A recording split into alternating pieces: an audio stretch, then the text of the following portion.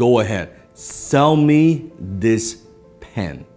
Today I'm going to teach you how to sell anything to anyone, anytime. Now, when it comes to selling, when it comes to closing, there's so many techniques and so many ways. Today, I'm gonna share with you 3 powerful secrets that you can use to sell anything to anyone. The very first secret is this. How do you turn something that's a commodity? How do you sell a product? How do you sell a service in such a noisy marketplace? Number 1, understand this. People don't buy because of logic. People buy because of emotion and they justify it with logic. People buy based on emotions and they justify with logic. I want you to think of something that you want to buy in your life. It could be a car, it could be a house, it could be anything. Just I want you to picture that. Once you have that in your mind, I want you to ask yourself this question. Why do you want to buy it? Why do you want to buy that particular item? Why do you want to own that item? Why is that? Maybe it's a new suit, it looks good on you. Maybe it's a new dress. Maybe it's a new car. Maybe it's a new house. Maybe it's that vacation. But why do you buy it? I want you to dig a little bit deeper. If you peer through the layers, I think you'll realize you are buying emotions. Maybe you buy the item because of greed. You want to make money or you want to save money. Or maybe it's because of generosity, that by buying this item is going to help other people. Have you noticed sometimes even there are companies out there, if you buy this particular product, they're going to donate a certain amount to charities? Maybe you buy because of generosity. Maybe because of shame, that if I don't buy this, I'll look foolish. If I don't own this, I'll look foolish. Or maybe it's fear, that if I don't buy this, I'm going to be missing out. I don't want to miss out. Maybe it's an escape, that you go on the vacation, your 9-to-5 job is driving you fucking crazy, and you say, oh man, I need some time off. Maybe doing it, buying it because of escape. Whatever those reasons are, those are very often emotional reasons. So you buy because of emotion, and you justify with logic. So think about when you're selling something to somebody. Are you just talking about features and benefits? What this thing would do for you? Or are you pushing those emotional hot buttons? I remember one time I was in Harry Rosen, which is a very well-known kind of menswear store, high-end in Vancouver. I walked into the store and I was walking by the Tom Ford section. And the salesman approached me and said, sir, is there anything I can help you with? I said, no, I'm just browsing around. And he said, do me a favor. Put this suit on. Now, at the time, I've never owned a Tom Ford suit before. I have a lot of suits, but I don't have a Tom Ford suit. He said, do me a favor, put this on. I said, all right. I put it on. He said, how do you feel? Well, it feels pretty good. I said, okay, also try this on. Put on this tuxedo. I said, okay, that's pretty good. He said, oh, it looks great. He said, sir, are you a fan of James Bond? I said, who isn't a fan of James Bond? Like, duh.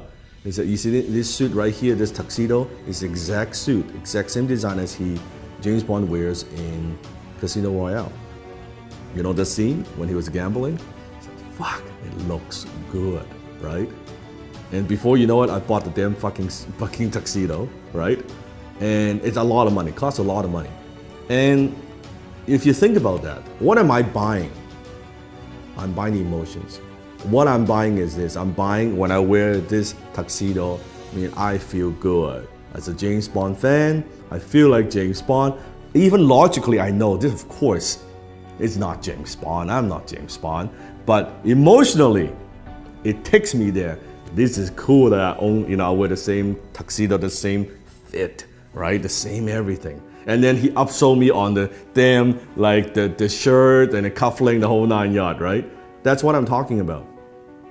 People buy because of emotions and they justify with logic. You have to understand that. Don't push your products. Don't just push your services. Don't push the features and benefits. Think about what are those emotional hot buttons that you're pushing.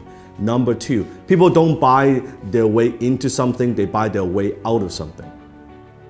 It means people very often, they're buying something because they have a problem they want solved. They want to buy their way out of that problem.